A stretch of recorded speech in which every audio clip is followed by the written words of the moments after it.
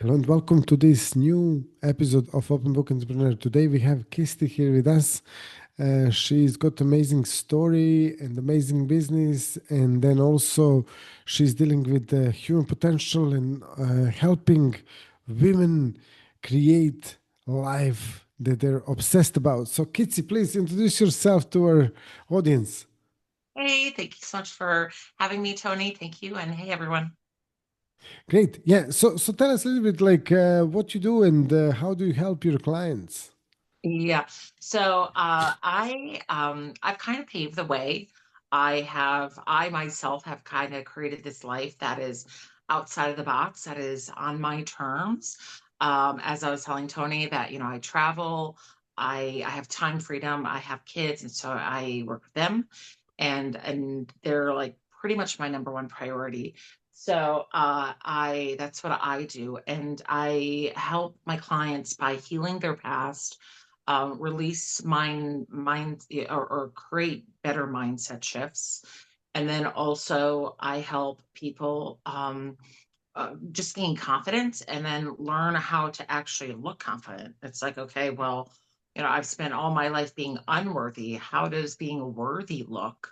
And that is two very different uh, people and two very different acts of being. And so that's what else I do is I help people, start to do that identity shift of, okay, now that I'm accepting I'm worthy, what does that look like? And then really doing those steps that worthiness anchors into all of us. And then what's great, you go from there and you just create. Mm.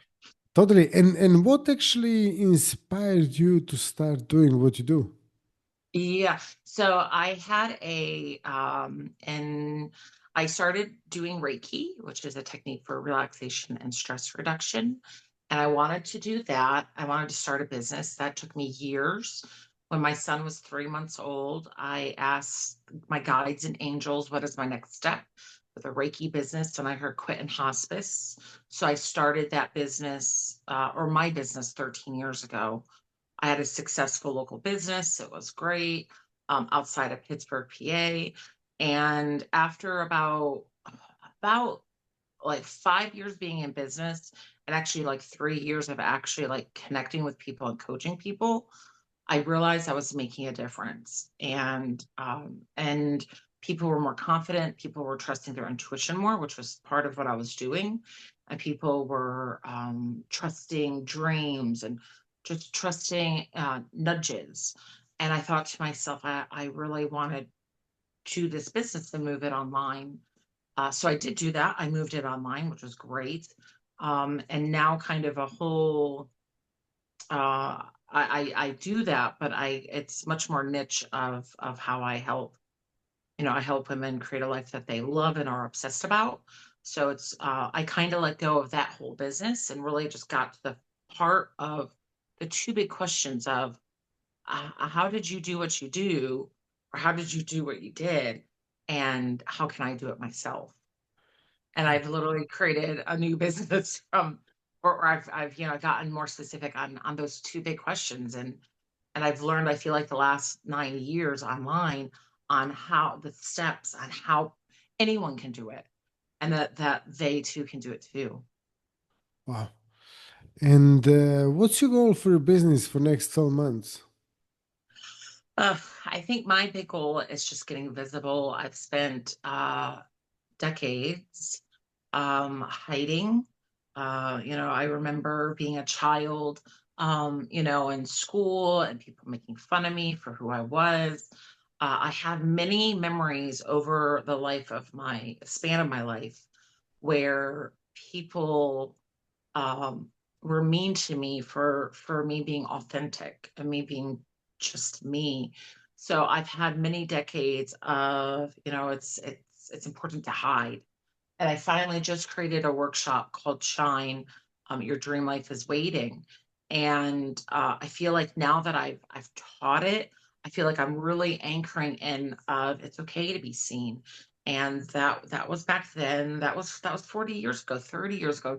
Times have changed. People were not. I'm not in that elementary school anymore. I'm an adult, and I feel I have a message to give. I feel people can benefit from me, and it's time for me to be seen.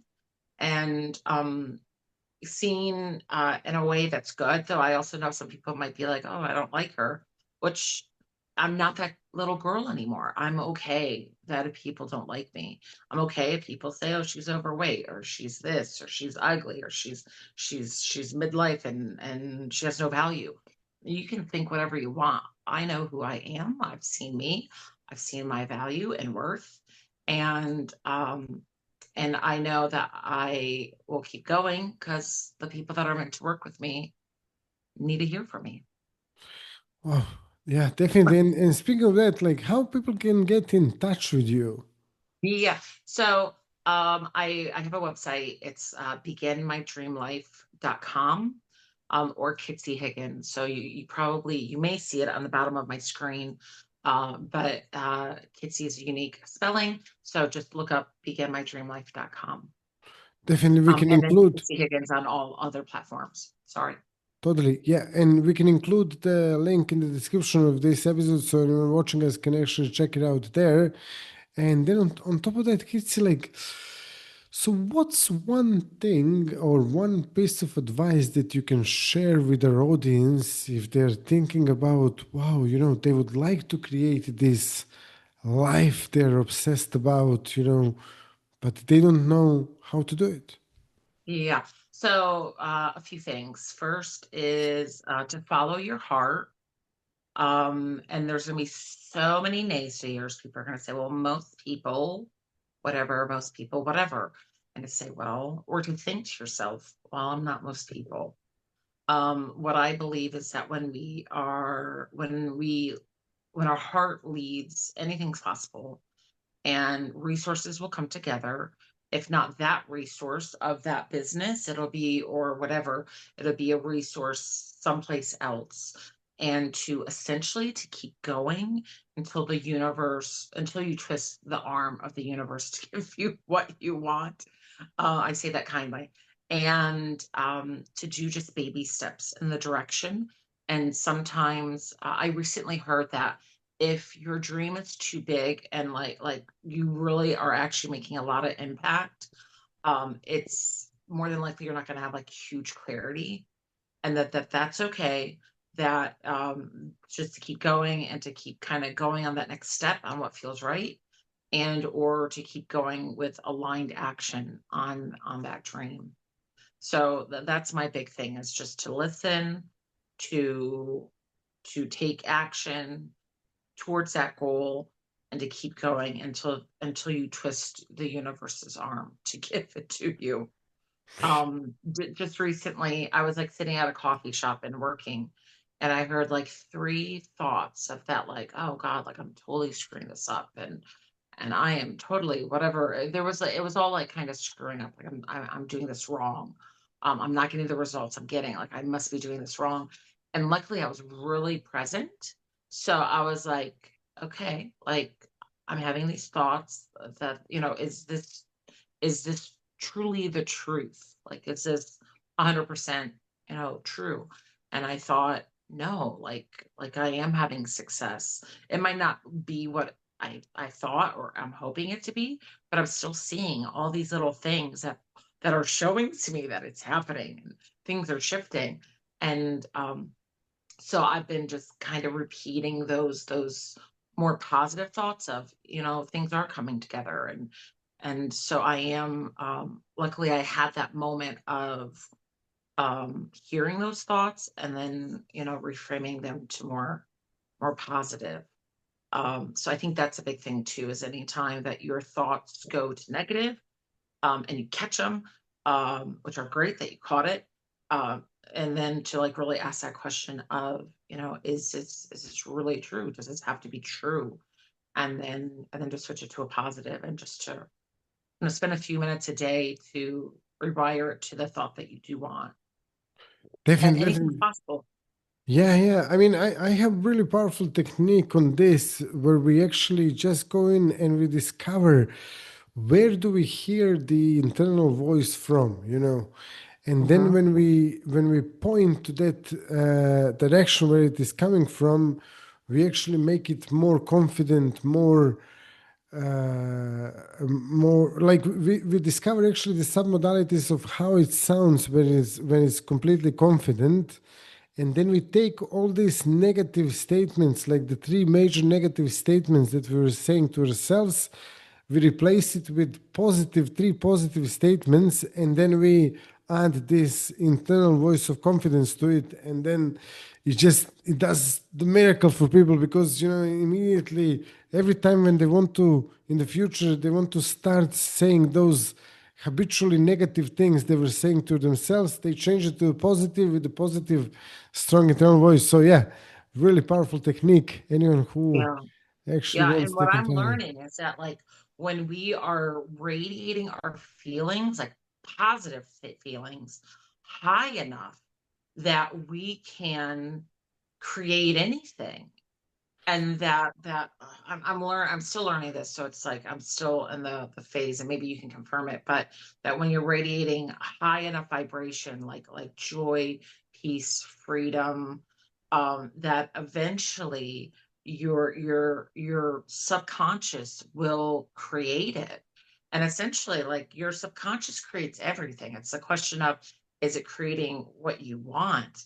And I think we've spent so many of our life, and it just is what it is. So much of our life, and fear and doubt and lack and scarcity, that when you're emanating those emotions, and you're just going to keep being on that path or timeline for seeing that in your life. So when we are able to really, let that go, and we start like healing ourselves so we can get into those better feeling states, then that subconscious, we're rewiring that subconscious to create anything, like literally. Definitely, it's always looking for the solutions based on the instructions you give it. And even if you give it Yeah. the negative instructions with negative feelings, or you give it positive instructions with positive feelings, it's always going to look for more.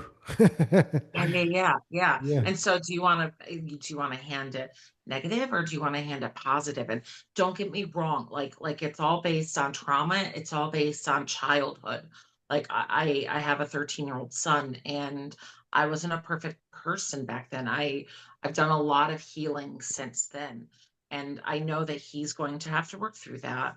I do notice he does speak positive, and he does know things. So I question to myself sometimes, like, do you think, when I say that I'm so proud of you, do you think that I'm lying? So if he's in that doubt, then he's gonna kind of keep seeing doubt. Um, and my big thing is just to keep healing yourself enough so that you can keep raising and forgiving and healing. Are you familiar with Ho'oponopono? of course. Yeah, yeah, yeah. Yeah, so I love you. Please forgive me. I'm sorry. Thank you. Because, if you say, well, I want to heal, but I'm not a healer. I don't do Reiki. How can I do that? And it's like, then great. Then just do those 4 words or four sentences. And then at least you're sending that energy to that experience. And then that's still raising your vibration to a higher state. And it's Yeah. possible for everyone, but they have to be willing to do the work. And anyone who actually wants to check that out, Joe Vitale is the guy who, who like actually put it out to the world. But that originally the technique came from Hawaii. So, Mhm. Kitsy, thank you so much for being a guest today. I really enjoyed this conversation, and I think it was so valuable. Thank you all for watching and listening. If you have questions for Kitsy or me, you can ask them in the comments, and we'll be more than happy to answer. See you all in the next episode. Kitsy, thank you. Yeah, thank you.